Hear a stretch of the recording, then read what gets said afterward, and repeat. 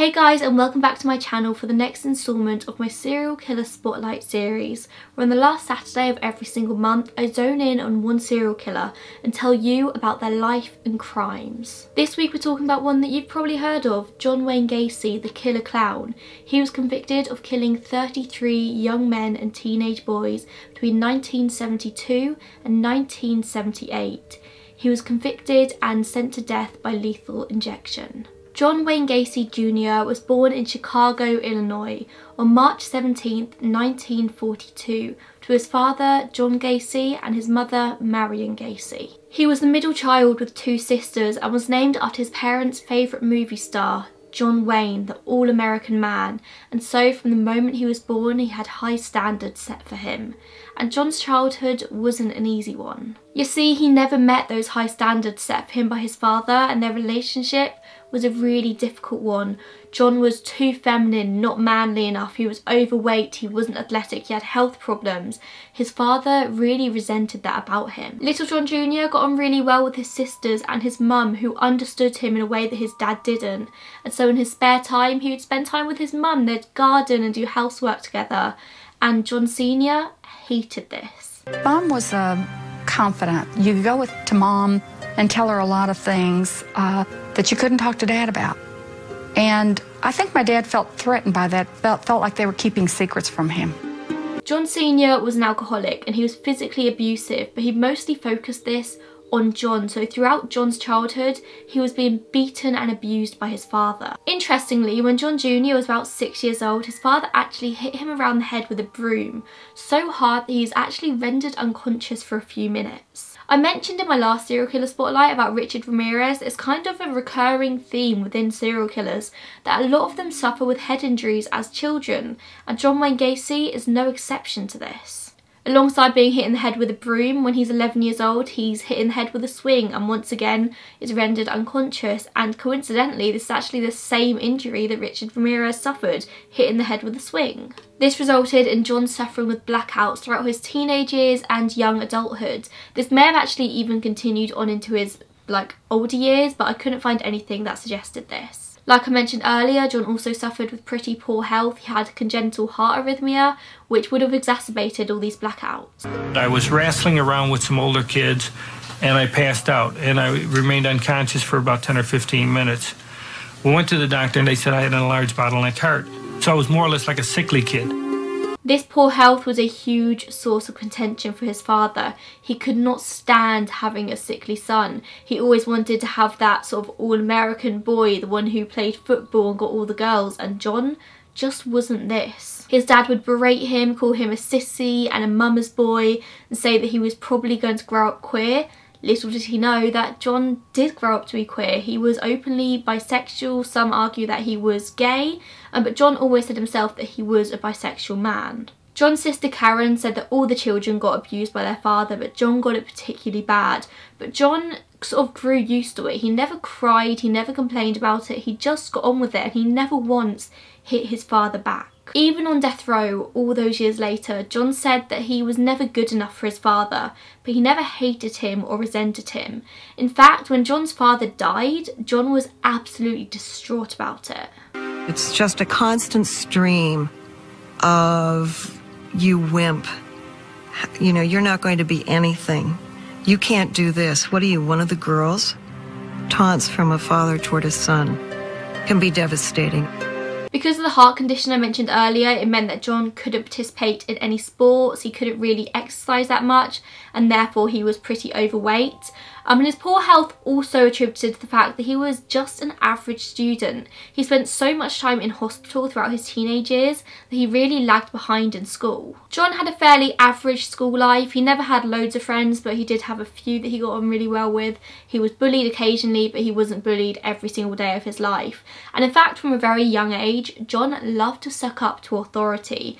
In school, he would assist the truancy officer and it's run errands for all the teachers, which I can presume didn't make him that popular with the other students. When John's 18, around 1960, he starts to learn the printing trade in school, intending to go into printing after he graduates. However, he keeps having blackouts in class, and so all of his teachers have to come together and kind of say, like, John, you can't be around heavy machinery, this just isn't for you. Another layer of disappointment for his father. So John's at a bit of a loss what to do, and so that year he gets involved in politics. He starts working as an assistant precinct captain for the Democratic Party. His father, as you can probably guess, was a die-hard Republican, and so again resented his son for joining the Democratic Party. But if John couldn't get that approval that he needed from his father, then you better believe he was going to go out and look for it elsewhere, and he found it within the Democratic Party. That same year, John's dad actually buys him a car, which sounds like a really nice gesture, but it was just another way to control him. Every time John did something that his father didn't like, he'd take away the keys. So one day in 1962, John's had enough of this and decides to go out and buy himself a spare set of keys. Only this angers his father, and so his father goes and removes the distributor cap from his car. I'm not entirely sure what a distributor cap is, I don't know anything about mechanics, but all I can tell you is that with this removed, the car wouldn't start. It was basically useless. John's had enough at this point, so a few weeks later when his father finally puts the cap back in the car, John just gets in it and starts driving, and he ends up in Las Vegas, Nevada. I couldn't get along with my father.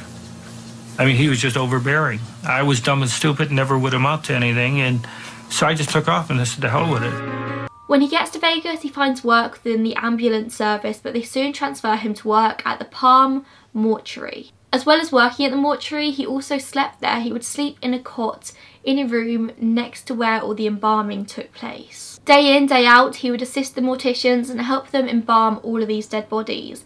This job was desperately lonely, and so John says that one night he climbs into the coffin next to the body of a dead teenage boy.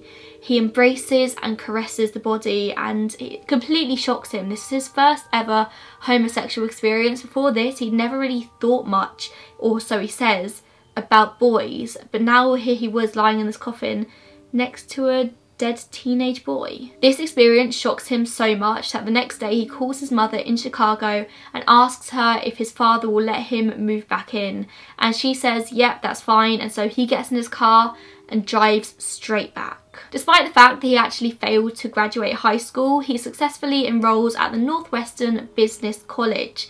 He graduates in 1963 and gets a trainee management position with a company called the Nunn-Bush Shoe Company, and he does really well at this job. In 1964, he's 24 years old, he's doing really well within the company, and so they transfer him to Springfield, where he's to become a shoe salesman. He rises through the ranks really quickly, and his sister says this is where he becomes himself. He's no longer being controlled by his father. He can do what he wants to do, and it turns out that he's really good at sales. He's charming, charismatic, and he can talk people into anything. Around this time, he also joins the local JCs, which is the United States Junior Chamber. He, like I mentioned earlier, craved acceptance, and he was eager to volunteer for everything. If it meant that he could suck up to somebody who was more powerful than him, he would do it. And so this, the JCs, was the perfect place for him. He was always very eager to volunteer to do anything at all. Whatever came up, he was eager to do.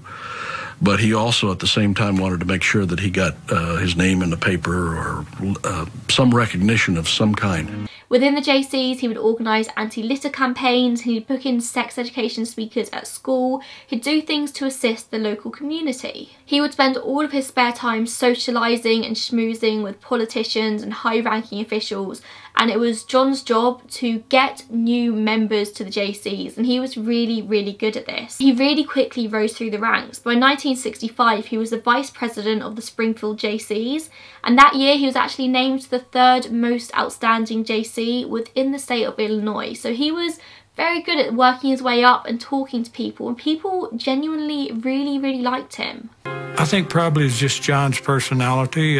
He was very ambitious and wanted to be loved by everybody and liked by everybody and accepted, and it was just his way. This is a very strong time within his life, the early to mid-20s, because he also meets his wife-to-be, Marlyn Myers. She was a bookkeeper at the store he worked at.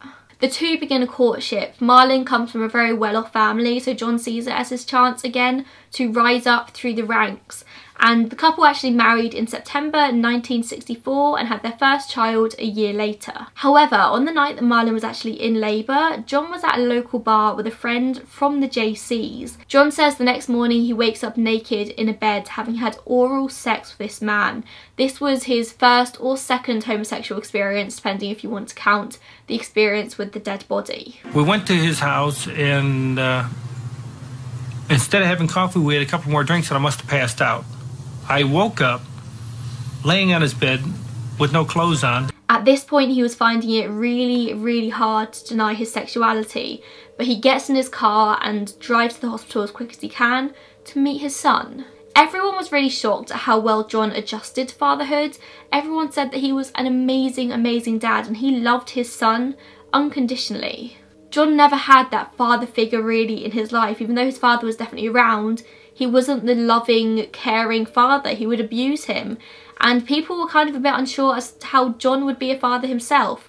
But John actually said that he would never ever treat his kids the way his father treated him. I've always looked after my children, even now. A lot of things that my dad did, I refuse to do, because I don't believe in hitting children. A good father, a concerned citizen. But this was also the pinnacle of John and his father's relationship. John was finally that family man. He had a son, he had a wife, he had a good job. His father was finally feeling proud of him. And John was content with this. A couple of years later, him and Marlene have another child, a daughter. In 1966, John, Marlene and their 2 children moved to Waterloo, Iowa. Marlene's family own a whole load of KFC restaurants, and her dad had asked John to manage one of them. John wanted to learn a new trade, and so it was perfect. And John thrived being a manager. He loved telling other people what to do, being in control and bossing people around. It was the pinnacle of his career. He even forced people to call him the Colonel. However, alongside this new job where he was working 12 to 16-hour days every single day, he was still very much involved in the local JCs. He'd moved to the Waterloo branch. He was appointed chairman of the membership drive. His natural charm and charisma made it very easy for him to persuade people to join the ranks. And there were no holds barred when he was trying to get people to join. He had so many different tricks up his sleeve. He would organise orgies with local prostitutes. He would screen porn films and sort of invite teenage boys to watch these films with him and persuade them to join the JCs. And it worked. In just one night, he signed up 20 new members, and it seems that most of the JCs knew what he was doing. They knew about his sexual escapades here, but they didn't care because it was getting them new members. But there was something that they didn't know about, and that was John's own insatiable lust for teenage boys. First known sexual assault happened in August 1967 on 15-year-old Donald Voorhees. Now, Donald Voorhees' dad was also a JC and a state senator at the time, and Donald goes round to John's house one day, and John asks him if he's ever seen a porn film, and Donald says no, and so John sets up his projector and shows him one. He keeps giving Donald drinks to lower his inhibitions and then forces himself on the boy, and then he sends Donald away with $50 for his silence, and says that even if he did want to tell somebody, then nobody would believe him anyway. Donald's family said they noticed an immediate change in his personality. He immediately became withdrawn and angry, but it wasn't actually until the next year that he tells them what happened. The Voorhees family were a very powerful family within the state at the time, and so they pressed charges against John, who's charged with sodomy. John took this very hard because he had a reputation to uphold, and he had this level of arrogance in which he kind of thought he could get away with anything. He denied everything. He said that Donald was a liar and that it was entirely consensual, and John even forced the police to give him a lie detector test so he could prove that he was telling the truth. Only, of course, he failed it. He was at first very vigilant in his protection of himself and his family. He was one of these, it was one-on-one. It wasn't me who did this. I wouldn't have done it. The kid's a liar. John actually hires one of his employees from the KFC restaurant to assault Donald, try and get him to withdraw the charges. Only it doesn't work. Donald goes to the police, tell them what's happened, and John gets arrested again. In court, John pleads guilty to the sodomy charge but says that it was entirely consensual. However, the judge sees right through him and gives John 10 years in prison, and off he goes to the state penitentiary, and Marlon goes off with kids and he never sees any of them again. And of course Marlon does file for divorce. However, strangely enough, John actually thrives in prison. It's the perfect environment for somebody like him, where he can suck up to the people in charge, try and get extra favours, and he actually took charge of the kitchen, and all of the inmates really liked John because he entirely overhauled the prison diet, and it was unlike anything they'd ever seen before. In December 1969, a TV film crew visited the prison to shoot a segment called Christmas at Anamosa. In this rare footage, the head cook spoke with pride about the meal he was preparing for his fellow inmates. The men, with the exception of the turkey, which they get a generous proportion of, and the pumpkin pie that will be served, are allowed to take as much as they want to eat. The only requirement is that you eat what you take. John was obsessed with the praise he'd received from other inmates, from the guards, from the warden. He just thrived off it. It was like a drug to him. On Christmas Day 1969, John's father dies, and he finds out a couple of days later in prison. And people said that John absolutely broke down at this news. He literally fell to the floor. And they say that the change in his personality when he found out this news was instantaneous. He immediately became more violent. He wasn't as charming and friendly to be around. He just completely changed in that moment. He was convinced that his father had died of shame. And no matter how many times his sister told him, like John, he died from cirrhosis of the liver, he was alcoholic, that alcohol killed him, John was still convinced that his father had died of shame. On June 18th, 1970, John is granted parole. He was meant to serve 10 years in prison but ended up serving just 18 months. Conditions of his parole was that he has to move back to Chicago and live with his mother and observe a 10 p.m. curfew. However, it doesn't take long for John to violate the terms of his parole when he sexually assaults another teenage boy in February 1971.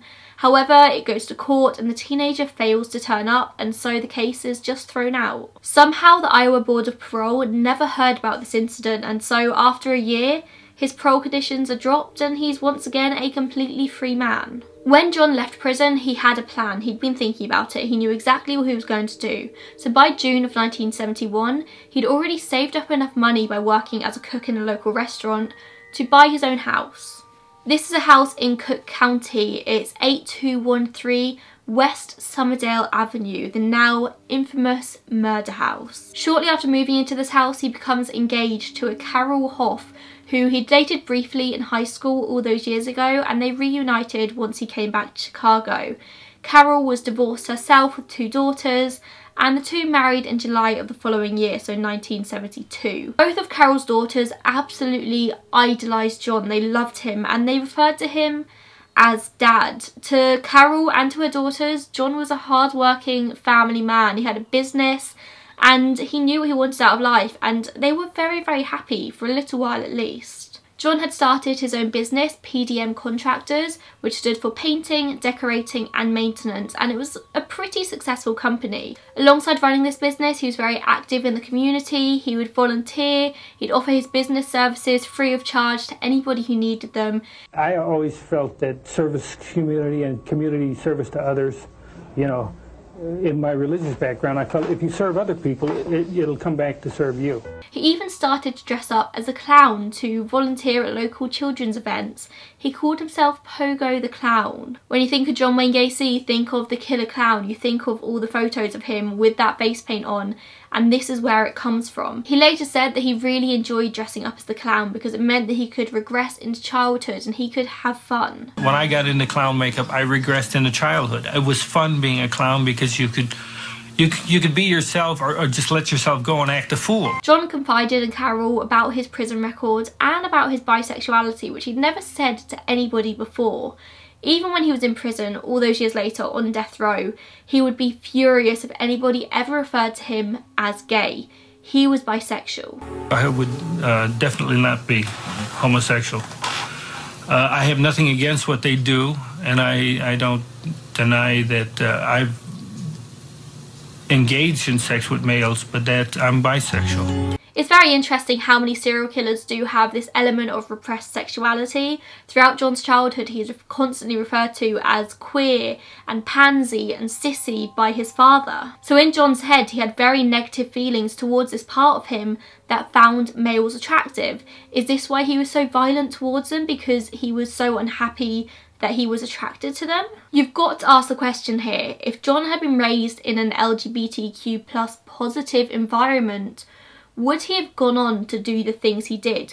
Would he have been a killer? How many lives could have been saved? Or was he always destined to be a murderer? What he didn't confide in Carol though was his particular proclivity towards teenage boys. She knew he was bisexual, but she wouldn't have known that he was also a paedophile. This need for male contact never quite went away for Gacy, and it seems the older he got, the stronger these feelings got and the more violent he'd get about it. By 1975, he'd told his wife point blank that he wasn't going to be having sex with her anymore, and he'd begin to spend nights out. He wouldn't arrive home until the early morning, and Carol was actually very much aware that John would come home with young men sometimes, but I don't think she was ever aware of the fact that he was killing them or being particularly violent towards them, because of course not every man that Gacy brought home would be murdered. The first murder actually happened on the 2nd of January 1972, which I'm pretty sure was the year that he married Carol.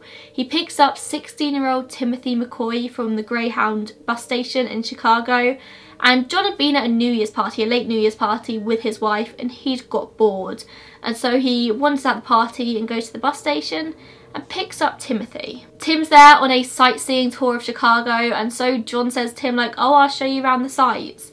And the two actually end up back at John's house where they have sex. Carol had got so drunk at the New Year's party that she'd actually stayed the night there, and so John had the place to himself. He wakes up the next morning to see Tim standing in the doorway holding a kitchen knife, and John freaks out. He grabs Tim, grabs the knife and sits on top of him whilst he plunges the knife into Tim's chest multiple times, killing him. After murdering him, John walks into the kitchen where he sees eggs being cooked on the hob and bacon ready to be sliced. Tim was cooking him breakfast. He decides to bury Tim in the crawl space of his house. You see, Tim's murder was an impulsive one. It wasn't pre-planned in any way. And before this, we don't really know how much Gacy had thought about murder. He actually said years later that he committed his first murder when he was 15, but there's never really been much proof of that. But this murder, the murder of Tim, lit an idea within him. This way he could sleep with these boys and then kill them and nobody would ever have to find out. It was the ultimate power trip. And Gacy said years later that he actually had an orgasm whilst he was murdering Tim. This was the ultimate thrill for him. A few months later, he sexually assaults a boy at a restaurant who actually manages to escape, and he runs down the road and John chases after him for a little bit and then gets bored. And this boy actually goes to the police and says like it was John Wayne Gacy, I know who did it. But the courts are very overwhelmed at the time, and so the police simply let John off with a warning. John then says it's about 2 years before his next murder. This took place around January 1974, and this victim actually remains unidentified, but he was strangled and buried in the crawl space. By 1975, he'd completely stopped having sex with his wife and was frequently cruising out looking for young men to pick up. At one point he assaults a 15-year-old boy who he'd hired to help with his contracting business, but this boy was in his wrestling team, and even once John had put handcuffs on him, he still managed to fight him off and escape. Handcuffs were John Wayne Gacy's typical MO. He'd somehow get a young man or a teenage boy back to his house, a lot of the time pretending to be a police officer and luring them in that way. And then he'd produce a pair of handcuffs, which he would trick the boys into putting on, usually as part of a showman routine, a part of his clown routine. And survivors later reported that as soon as those handcuffs would click onto their wrists, his entire demeanour would change, to go from this jolly clown to this terrifying, angry guy. Some even say that he'd start like actually growling at them. He would then rape and torture his victims before killing them with what he would call the rope trick. And this was where he'd place a rope over the victim's neck and then tying it into a makeshift tourniquet. He'd twist it tighter and tighter and tighter until eventually they'd strangle to death. Now, he didn't use this for every single one of his murders, but this is what he would use for most of them. And because Tim's death, the first murder, was so messy, he decided after that he was only going to strangle or asphyxiate. It's in a tourniquet, so it cut off the air. So if you're going to kill somebody, you just put it on their neck and twist it 3 times or 4 times or whatever until the person stopped moving. He would generally keep the corpse out for about 24 hours, usually storing it in a closet or sometimes even in his bed, before burying them in the crawl space underneath his house. In July of 1975, 17-year-old John Butkovich disappears. John had lured him to his house on the premise of giving him his overdue wages. He worked for the contracting business, and then he strangled and buried him. And the victim's family strongly suspected Gacy because they knew where their son was going. They knew that he was going to Gacy's house to pick up his wages. And over the next few years, they called the police over 100 times. And every time the police sort of said, no, he's a runaway, and never followed it up. In March of 1976, his divorce with Carol is finalised. Ironically, on the grounds of John's infidelity with women, something I think they both knew was very much false, but they needed a reason for the divorce, and that's what they said. In reality, he'd actually let his temper go one too many times. He would constantly berate Carol for spending too much money, for doing things wrong in the house, and she'd had enough, so she takes her daughters and goes. In 1977, him and Carol briefly reconcile, but it doesn't work out. The murders continue, and now it's easier than ever for him to murder with Carol and the kids out of the house. He would abduct boys off the street by gunpoint and take them back to the house, rape them and kill them. He was murdering at the rate of 1 or 2 every single month. From June to August, he murdered 17-year-old Michael Bonin, 16-year-old William Carroll, 16-year-old James Hackinson, 17-year-old Rick Johnston, and another unidentified male. Towards the end of July, John's getting really bored of digging all of the graves in his crawl space, so he hires somebody else to do it for him. This is one of his employees at the contracting company, David CRAM. Now David is also living in John's spare room. John tells David he's digging trenches for piping or for draining or something to do with all the water in the crawl space, and David just goes along with it. But he said that John was really particular about exactly where these trenches needed to be dug, and they were very much grave-sized holes, something he never thought of at the time, but in hindsight he was definitely digging the grave. He would lay out the trench. All right, this is where you dig, this is where you dig. Don't vary from the path. And there was also comments about the time factor. He'd come down, see how I was doing. How's it going? Are we done yet? You done being down there? David said that one night he returned home and Gacy is sat in the lounge dressed as a clown, and he invites David to join him for a drink, which he does do. He puts handcuffs on David and he switches. He starts making fun of him and berating him, and even starts to drag him around the room by the handcuffs. And he's shouting, "Ha ha, I'm going to rape you," still in this clown persona. Just think of how creepy this must be. David somehow manages to push him off, and he runs up to his room and he grabs the key so he can undo the handcuffs, and he locks himself in the room, and unsurprisingly he moves out shortly after. Between August and December of 1976, there's 2 further unidentified males that are killed. In total, there are actually still 6 victims of Gacy's which are unidentified. It's a long shot, but if you or any family live around the Chicago area and you know of any young white males, probably teenagers, that disappeared between the years of 1972 and 1978, then contact the authorities, let somebody know. I'll leave a couple of articles down below which give the specific details of all the unidentified victims. It's never ever too late to find out these boys' names. Like, this is an ongoing thing with the police. They're still trying to find out who these people are. 16-year-old James Hackinson was actually identified just last year, and another boy, William Bundy, was identified in 2011. It's still very much ongoing. If you know anything, all the details will be down below. On October 24th, teenage friends Kenneth Parker and Michael Marino are abducted and killed. Gacy would refer to these, where he'd killed 2 in one night, as doubles. 2 days later, this is when William Bundy disappears after telling his family he was going to a party. In December, PDM employee Gregory Godzik goes missing. His car was later found abandoned in Niles, which is a nearby town. And of course, the family contact Gacy and they ask him, like, have you seen our son? And he tells them that actually Gregory had told him that he was thinking of running away. He also said that Gregory had left him a voicemail shortly before he disappeared talking about the fact that he was going to run away. But when his family asked to hear it, conveniently he said that he deleted it. At this point, you've got 2 men who are pretty closely connected to Gacy. You've got Gregory and John Butkovich, who was also working for PDM at the time, and they've both gone missing.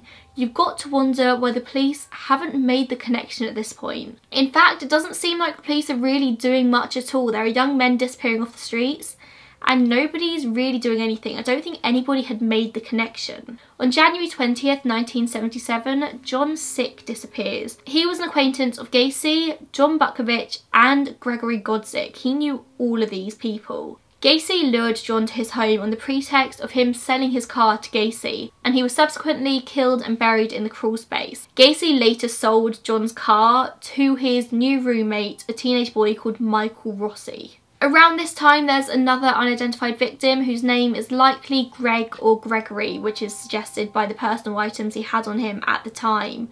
He's buried with 20-year-old John Prestige and yet another unidentified victim as well. In April 77, Michael Rossi moves out and Gacy becomes engaged for a short time to a woman who it doesn't work out with. They split up by June, and in the following month he killed Matthew Bowman, who was actually buried with the tourniquet still around his neck. In the August, it seems like the police finally get their first clue, and it's about the disappearance of John Sick. Michael Rossi attempts to steal petrol from a petrol station and is quickly picked up by the police, who run the number plate on the car that Michael Rossi is driving, and it strikes up as belonging to Gacy. So the police turn up to Gacy's house, who must have been shitting it when he sees the police turn up at his door. The police question him, and pretty much on the spot Gacy comes up with a story about how John had sold the car to him back in February, said that he needed cash money to leave town as quickly as possible, and that was it really. The police informed John's mother of what's gone on, say that her son's probably left town, and that's it, they leave it there. By the end of 1977, it's possible that he killed an additional 6 men, all between the ages of 16 and 21. There's Robert Gilroy, who was last seen alive on September 15th, and his body was later found in the crawl space, having been suffocated. However, Gacy was actually out of town between September 12th and 16th on a business trip, so there's actually questions here as to whether he acted alone.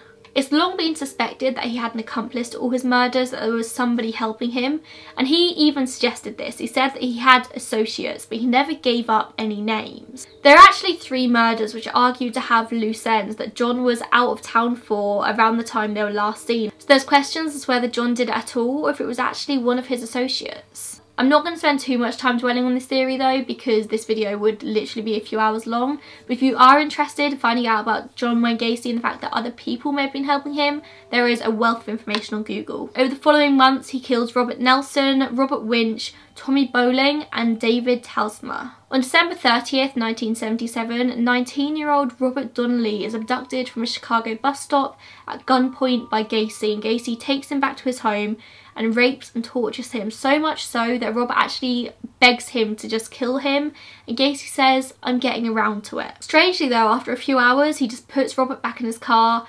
drives and drops him back off at work. Of course, Robert reports this assault and Gacy is questioned about it a few days later. Gacy says that it was all entirely consensual and that it was just slave sex. Robert consented to all of it, and so the police just move on and no charges are filed. I don't know if Gacy had some sort of sway over the police, possibly due to his position within the JCs, or if they genuinely believed he was a good guy, a businessman who volunteered for the community, or if they were just completely incompetent, but either way, they're messing up hugely. The following month, in February 1978, 19-year-old William Kindred is murdered, and he actually becomes the final victim to be buried within the crawl space. However, this wasn't the last murder. Gacy had just simply run out of space. He considered putting the bodies in his attic, but was worried about leakage, and so from there on out he decides to put the bodies in the Des Plaines River. You've probably been wondering about the smell, that awful decomposition smell that must have been coming from his house, and how nobody noticed it.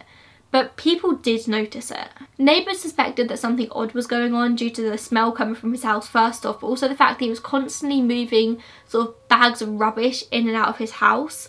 And he'd had people over for dinner, people who would comment on the smell, and he'd simply say that he had a drainage problem. Honestly, nobody would automatically assume that this charming, charismatic businessman was storing the dead bodies of teenage boys under his house. It just didn't cross people's minds. Neighbours and visitors to his house weren't to have any idea what was going on. They wouldn't know what the smell of decomposition is.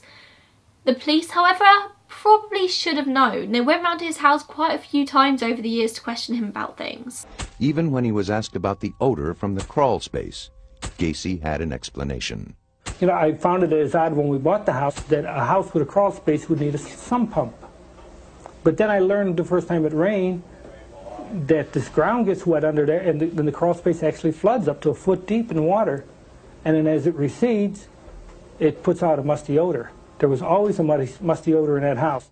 In March 1978, Gacy lures 26-year-old Jeffrey Rignall into his car, where he chloroforms him and drives him to his house, where he's raped and tortured repeatedly for hours on end. He then drives Jeffrey's unconscious body to Lincoln Park, where he dumps it, and miraculously, Jeffrey survives and he manages to walk to his girlfriend's house. I got in the car with him, and shortly after I got in the car with him, he placed a rag over my face, of which turned out to be chloroform, and proceeded to have a lengthy drive, and every time I would come to, the rag would go back over my face, and I remember him carrying me into his house, and then he put the rag over me, and that's the last thing I remembered until I found myself about 5:30 in the morning on the steps right by Lincoln Park, half dressed, my face completely burned. He informs the police, who by no surprise do not look into Gacy, but Jeffrey is determined to find out who did this to him. He had really vague memories of being in the car and the streets that they drove down, and he knew what car he was looking for. He remembered it was a black Oldsmobile car. And so Jeffrey gets all of his friends, and for weeks and weeks on end, they stake out all of the roads looking for this one particular car. One day in April, they finally see the car and they follow it back to Gacy's house and they inform the police.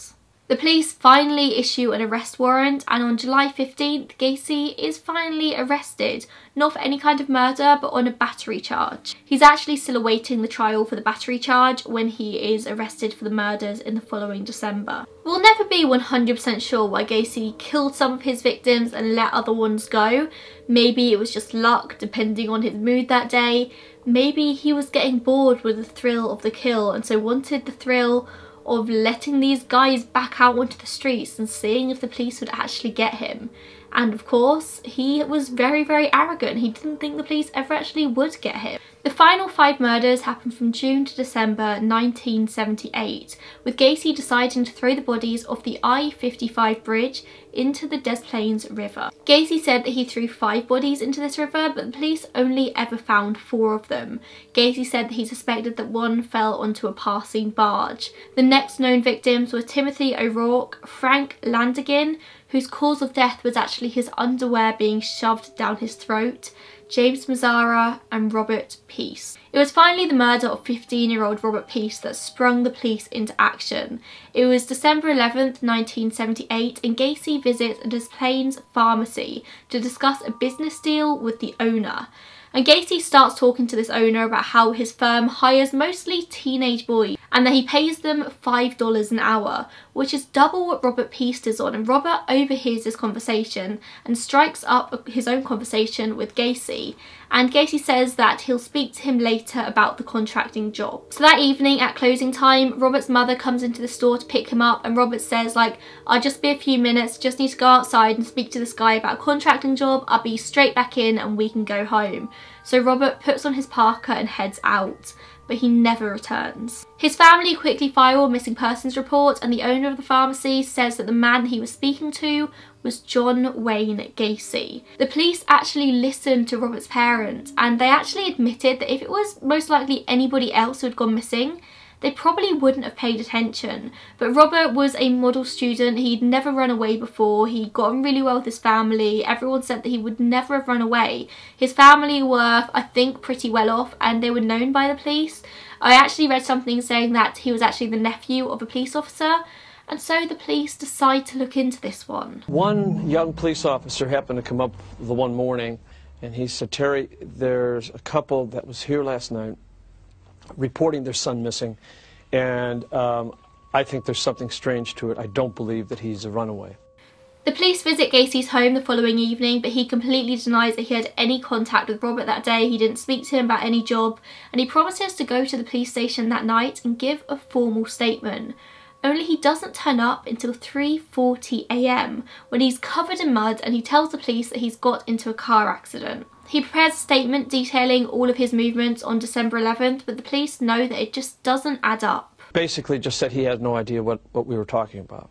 He denied even knowing the kid, and in frustration, I had said to him that, well, I understand that you don't want to say anything, but we've got evidence that, in fact, you were seen with him very recently. The Des Plaines police are convinced that Gacy is behind Robert's disappearance. And possibly this is because it didn't happen in Cook County. The Cook County police knew Gacy pretty well, and therefore they weren't really looking into things. The Des Plaines police didn't really know him. They didn't know of his reputation. They just saw this guy who was very, very suspicious, and they zoned in. They look into Gacy and uncover his very dodgy past very, very quickly, and they know that this guy has done something bad. On December 13th, a judge orders a search of Gacy's house where they find lots of very strange things. They find lots of small mementos that don't belong to Gacy. They find various driving license, male clothes that are way, way too small for him. They find a 1975 high school class ring engraved with the initials JAS. They find a gun and a photo receipt from the pharmacy where Robert Peast worked. They confiscated his car and they assigned 2 surveillance teams of 2 men to follow Gacy constantly. The following day, they receive a call from Michael Rossi, who was Gacy's former teenage roommate, who tells them of Gregory Godsick's disappearance, and he goes in for an interview, and in this interview he says that he'd actually been told to spread bags of lime in the crawl space, and he didn't think much of it at the time. He just thought it was a drainage problem, but now it was feeling a little bit dodgy. The day after, the police receive details on the assault of Jeffrey Rignall, and they learn a lot about all of the strange disappearances surrounding Gacy. They speak to his ex-wife, they find out about John Butkovich, and they actually trace the ring, the class ring they found in his house, to John Sick. They thought they were just looking into the disappearance of Robert, but it became very clear quite quickly that it was a lot more than that. Gacy tried desperately to charm the detectives who were in charge of the surveillance on him. He would invite them to join him for drinks and dinner, even one day inviting them over to his house for a fish dinner. And they obliged. You see, the detectives were never scared of John Wayne Gacy. In front of them, he was as charming as he ever was. He was polite and helpful, but they knew that there was something darker there. His personality could change in a split second. You know, one second we're his best buddy, we're his bodyguards that he's introducing us people to, and the next second we'll go into another bar and we're from the FBI who are harassing him. One of the officers who invites him for dinner goes to use his downstairs toilet, and whilst he's in there he can smell this awful, awful smell emanating from the air vent, which he knew must come up from underneath the house. This smell was something only a police officer or somebody who's smelt a dead body would know, and this is their first clue that the dead bodies were underneath the house. In front of the police, he was as polite as he could be, but really behind the scenes, he was really struggling with being constantly watched. He stopped washing, he stopped shaving, he started drinking more than usual, and he decided to file a civil lawsuit against the police for harassment. However, the police are building a bigger and bigger case against him by the minute. The photo receipt they had found in Gacy's house had been traced back to a 17-year-old called Kim Byers, who also worked at the pharmacy with Robert. She said earlier in the day she'd borrowed Robert's parka to nip out and buy something, and she'd got the receipt and put it in the pocket. When Robert left that evening, he'd put his parka on with the receipt still in the pocket. There was no other way that this receipt could have got to Gacy's house. There's long been suspicion that either Michael Rossi or David CRAM were Gacy's so-called associates. They both lived in the house for periods when Gacy was in the middle of his killing spree. It's hard to believe that they didn't really have a clue what was going on. I mean, they were digging the graves in the crawl space. But Michael Rossi was actually, well, they both were extensively questioned by the police. But Michael Rossi was asked by the police outright, like, where do you think he would put the bodies?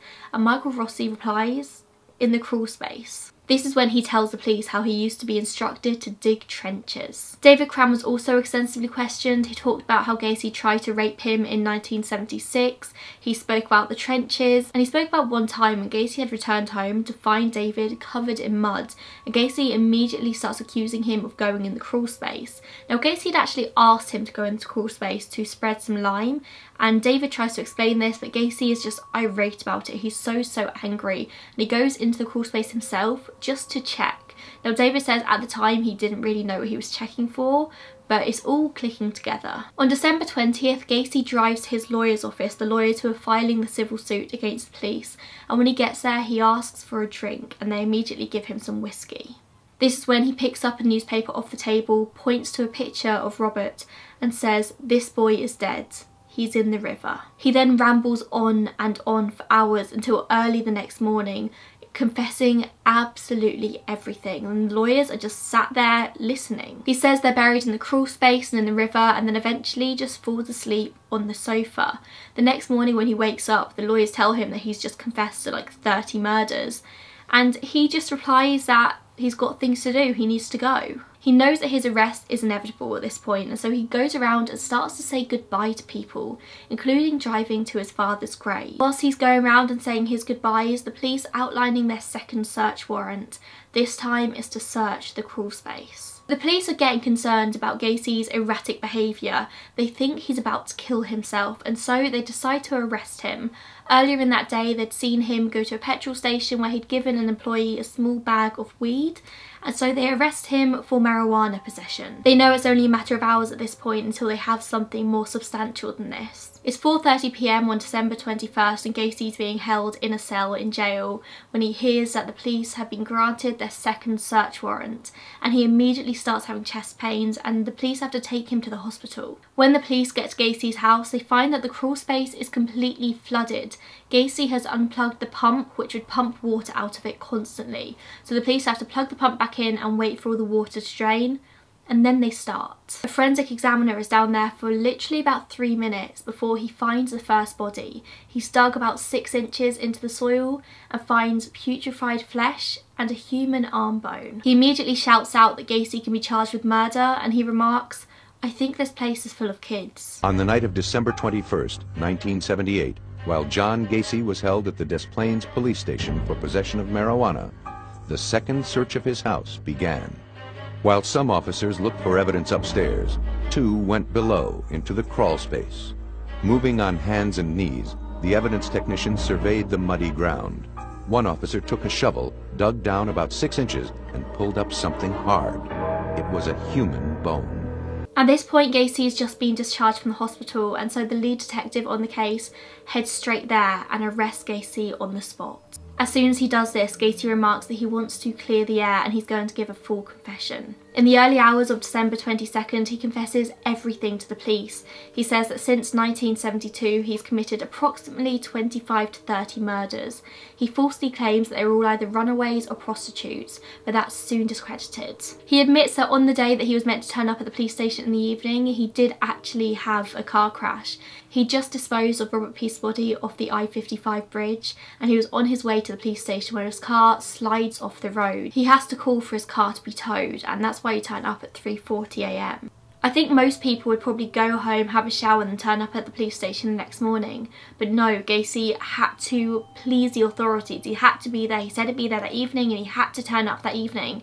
And so he does, even though it looks crazy suspicious. During the confession, he draws a very detailed map of the crawl space and where each body is buried, and then later that same day he goes to the house with the police and shows them where he buried John Butkovich. By the next day, word that bodies had been found at John Gacy's house had spread through the media. The Cook County medical examiner, Dr. Robert Stein, arrived and joined the crew to direct the exhuming of the bodies. First, they ripped out the floorboards of the house, exposing the crawl space completely. Some workers dug through the mud beneath the house. Others began to dismantle the garage. By midday, the first body bag emerged. The crew pressed on. A second body was carried out shortly after. Over the coming week, 27 bodies in total are recovered from the house, 26 in the crawl space and 1 underneath the garage. In January there was severe snowfall in Chicago, and so they had to put the excavation on hold, but they continued it after a couple of months, and this is when they found the 28th and 29th victims. Alongside this, they were busy confirming that the bodies found on the banks of the Des Plaines River were victims of Gacy. The last body found was that of Robert Peace. It was on April 9th, 1979. His decomposed body was found entangled in roots on the side of the river. It was confirmed that he died of suffocation with something shoved down his throat. Several of the bodies still had tourniquets around their necks when they were found. Several also had plastic bags knotted around their necks. or items of clothing shoved far down their throats. Several of the bodies were also found with foreign objects in the pelvic region. Due to the advanced decomposition of most of the bodies, identification, as I'm sure you can imagine, was a challenge. They relied on x-rays and dental charts and the personal items found on the bodies. But like I mentioned earlier, it's still an ongoing process. The trial of John Wayne Gacy started on February 6th, 1980, having been charged with 33 murders. He was tried in Cook County, but the jury actually had to be selected from Rockford because it was such a huge case. They couldn't find a jury in Cook County that didn't already know all the details in the media. In the year before the trial, Gacy had spent over 300 hours with doctors where he underwent a variety of different psychological tests, and this was to determine if he was mentally competent to stand trial or not. And although he spent a lot of time trying to convince doctors that he wasn't, they all ruled that he was. He claimed that he suffered from multiple personality disorder, and he said that his clown persona was a big part of this. His clown persona was a different personality within him. A lot of the doctors just put this down as nonsense. He pled not guilty by reason of insanity at trial. He'd already given 3 separate confessions to the police and shown them where the bodies were, so there was no doubt in the police's mind as to whether he was guilty or not. He'd definitely done it. But was he mentally competent? The argument and testimony of both sides focused on Gacy's mental state at the time of the murders. Was he aware of what he was doing? The prosecution argued that Gacy was cold-blooded and calculated, and he knew what he was doing every step of the way. It was all predetermined and pre-planned. But the defence argued that Gacy had mental problems due to the abuse he suffered from his father as a child. They claimed that he was a paranoid schizophrenic with multiple personality disorder, and they did manage to get 3 different psychiatrists to confirm this. However, the prosecution brought forward their own psychiatrist who said that this simply wasn't true. There was no sign that he had really any kind of a mental disorder. He was obviously a psychopath, but he was mentally sound, mentally competent. The prosecution argued that these were premeditated acts. He knew what he was doing. He was getting the graves buried beforehand. He had his handcuffs and rope handy at all times. He would pick up these boys pretending to be police officers. He knew what he was doing. They argued that somebody who was doing this because of mental disorder wouldn't have gone to so much effort. They would have just done it. Basically, if the jury could be persuaded that Gacy had a mental problem and that is why he committed these murders, he would simply be placed in a state mental institution, and therefore a few years down the line, if they decide that he is now mentally competent and mentally sound, he could just be released back onto the street. It was very, very important that the prosecution proved that he was mentally sound. The defence then tries to claim that all 33 murders were erotic asphyxia accidents and that he didn't mean to kill any of them, but obviously the prosecution claimed that this was highly unlikely. You'd probably learn after the first one that you're doing it wrong. You can't make 33 mistakes over and over again. The prosecution took charge for the first 13 days of the trial, where they actually questioned 60 witnesses. They had emotional accounts from the friends and families of the victims. They had former employees of Gacy who said they were constantly trying to rebuff his advances and that he was really, really creepy towards them. And there were police officers and forensic experts as well as psychiatrists. They had so many people coming up and proving that this guy was calculated. They rested their case on the 20th of February and the defence began the following day. And oddly enough, the defence's first witness was actually Jeffrey Rignall, the man who was left for dead in a park, who was repeatedly raped and tortured for hours on end, and then Gacy just let him go. But the prosecution actually thought they'd stand a better chance if Jeffrey spoke for the defence. You see, the defence's angle here was that they were going to get Jeffrey to recount what happened, and it would prove that Gacy had to be insane because it was so crazy what he was doing to him. However, it was really, really hard on Jeffrey, who actually lost it on the stand. He became hysterical and started throwing up, and so he had to be removed. The defence had 22 witnesses in total, including Gacy's mum, who they called on stand to testify to the abuse that he received as a child. Throughout the trial, Gacy is getting increasingly detached, and he starts telling the judge that he doesn't know what's going on. He's playing up to the mentally incompetent card, but the judge rules that he's still fit to stand trial. During the 5th week of the trial, he actually writes a letter to the judge claiming it's been a mistrial and that his lawyers are pressuring him into the not guilty by insanity plea and he doesn't want to do it, and that he wants to take the witness stand but the lawyers won't let him. And the judge basically replies by saying, well, if you want to take the witness stand, you can, it's up to you. And shockingly, Gacy decides not to. I'll tell you this, that's a good example as to why insanity does belong in the courtroom. Because if Jeffrey Dahmer doesn't meet the requirements for insanity, then I'd hate like hell to run into the guy that does. On March 12th, just over a month since the trial started, it goes to the jury. They deliberate for less than 2 hours and come back with a guilty verdict on all 33 counts of murder, as well as 2 other charges in relation to Robert Peace of sexual assault and indecency to a child. The following day, that same jury have to deliberate as to whether he receives the death penalty or not. So they go away and deliberate for 2 hours and 15 minutes and come back with the death penalty on 12 of the cases, and the prosecution only tried for the death penalty on 12 of them. He's sent to the Menard Correctional Centre, where he remains for 14 years. Throughout these 14 years, Gacy did numerous interviews with journalists and writers, and it does make for a really interesting case to look back on, because there's so much that comes from the horse's mouth. There's so much that John Wayne Gacy said, but he constantly contradicts himself. Everything he said is a contradiction of his last interview. He's never just straight, he never says it how it is. Sometimes he would insist on his innocence, sometimes he'd say he was framed, and other times he would admit to absolutely everything. If people don't want to know the truth and the honesty of it, if they want to be convinced or brainwashed into what they believe, then fine, then go ahead and kill me. But vengeance is mine, saith the Lord, because you will have executed somebody that didn't commit the crime. Interestingly, before his criminal trial started, Gacy actually took part in trials to prove that alcohol had a negative effect on him. He was basically claiming that he would drink and then black out, and he had no memories of the murders, and he'd just wake up and there'd be a dead body. And the defence went out to prove that this was true, and so he actually is allowed to drink. Gacy is taken to the 10th floor of the Criminal Courts building, where he's given an EEG alcohol test, which was administered by a forensic psychiatrist. He's given 6 shots of alcohol over a course of an hour and 15 minutes, so 1 shot every 15 minutes, and they're basically testing to see if alcohol has a really negative effect on him, and it doesn't come back with anything. He reacts to it just like anybody else does. He doesn't black out. However, on his way back to the cell, he actually collapses. There was no psychological change in the brain which would lead to any level of impaired behaviour. He was still completely normal, although an officer at the jail did say that this was the only time he ever saw Gacy become violent. When he returns back to the jail, he immediately starts and picks a fight with one of the officers. The rest of the time he was charming and polite and helpful, but this one time he had a drink, he got violent towards an officer. Was he putting it on? Maybe, we'll never really know. But even if he did become more violent once he's had a drink, this doesn't mean that he's so unaware of what he's doing that it makes it any better. He still made the choices and he did what he did. But there's also evidence to suggest that he never had a drink for any of his murders at all. He was completely sober whilst he did all of them. Whilst he was in prison waiting on death row, he actually famously began to paint. And some of John Wayne Gacy's paintings you can still buy today. They sell for a lot of money. You're looking up to $20,000 per painting. This is Christ as I see him in my cell. And it's monolithic because Christ to me is monolithic. He's all things to all people.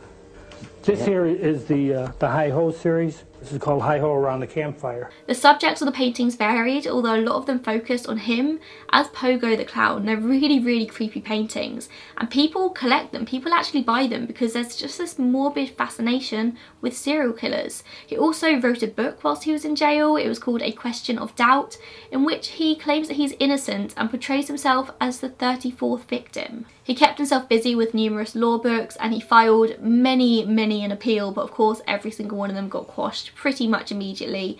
He was going to die. There was nothing anybody could do to change people's minds. He did this. In October 1993, the Illinois Supreme Court set Gacy's execution date for the 10th of May 1994, exactly a month before I was born. On the morning of May 9th, he's transferred to Stateville Correctional Centre, which is where he's to be executed. He is granted one final meal. He's allowed to go out with his family and have a picnic, obviously still within the prison. And he actually chooses to have a bucket of KFC, a dozen fried shrimp, French fries, fresh strawberries, and a Diet Coke, still remaining loyal to KFC whilst he's on death row.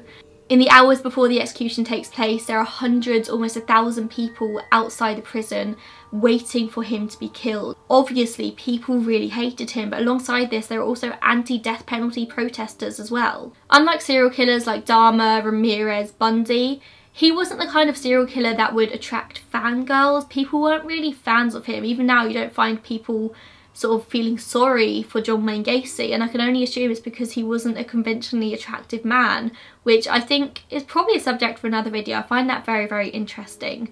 As soon as a serial killer is attractive, you get many women writing them letters, marrying them in jail, confessing that they're going to spend the rest of their lives together and they're in love. Someone like John Wayne Gacy, you get 1,000 people outside the prison celebrating the fact he's about to die. The execution by lethal injection began just after midnight on May 10th, however it's actually botched. The IV tube that was supposed to be administering the chemicals into Gacy's arm actually gets blocked, so they have to take it out and do it again, and he's just sat there waiting to die.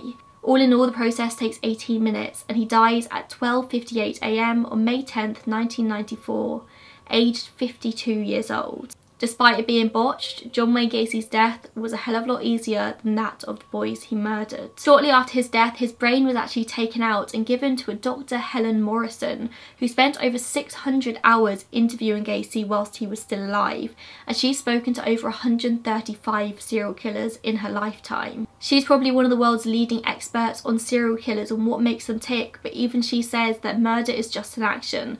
It has no meaning, it has no motive, it has no underlying cause. The most frightening part about a serial killer is there is no reason. There's no reason they do what they do. If you've never been able to pinpoint a particular thing in someone's brain which makes them a serial killer, they're just like any other, and Dr. Morrison has run test after test on John Wayne Gacy's brain, and it's just a normal brain. No one knows what causes a serial killer. This is why people are so fascinated by them. And this is the worst part of a serial killer. It could be anyone. Most of them don't come across as creepy loner guys. Most of them are people who are well known within society, who are nice guys, businessmen, community volunteers, just like John Wayne Gacy. This is a man who people said could have gone on to do really, really great things. He could have become a state senator, he could have got involved in politics and changed the face of the country, but he had this innate evil in him. Was this something that was innately built within him? Was he always destined to be a serial killer from the moment he was born? Or was it a result of his repressed sexuality or his father's abuse? Or was it just an amalgamation of everything?